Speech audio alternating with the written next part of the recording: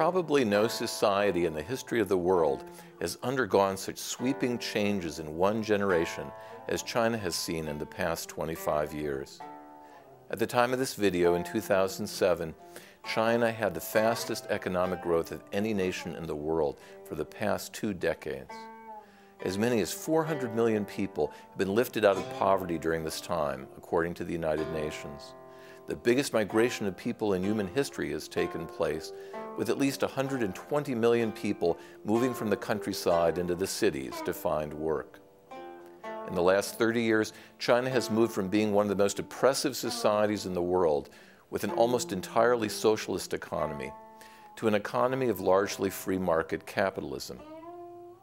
All religions were persecuted severely during the Cultural Revolution, which lasted from 1966 until 1976. Now religion can be practiced quite freely again, within limits.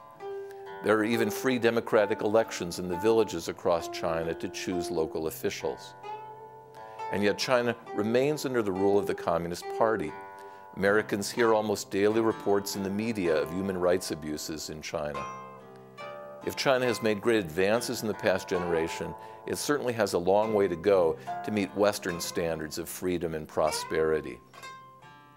In the summers of 2005 and 2006, my wife and I, both teachers of Chinese language and culture at Calvin College, traveled around China.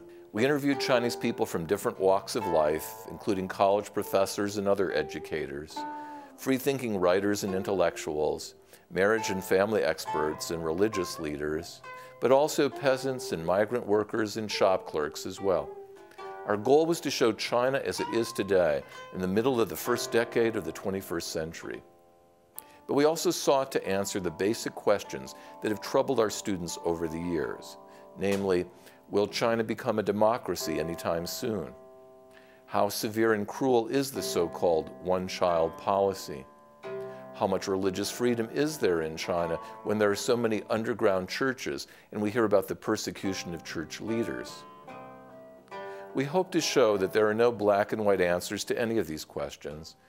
China is a huge and complex country with around 1/5 of the world's people, and it is still a developing nation in every sense of the word. At the very least, we know you will come to see what a beautiful and fascinating country it is. You will certainly meet some of its many extremely likable and interesting people.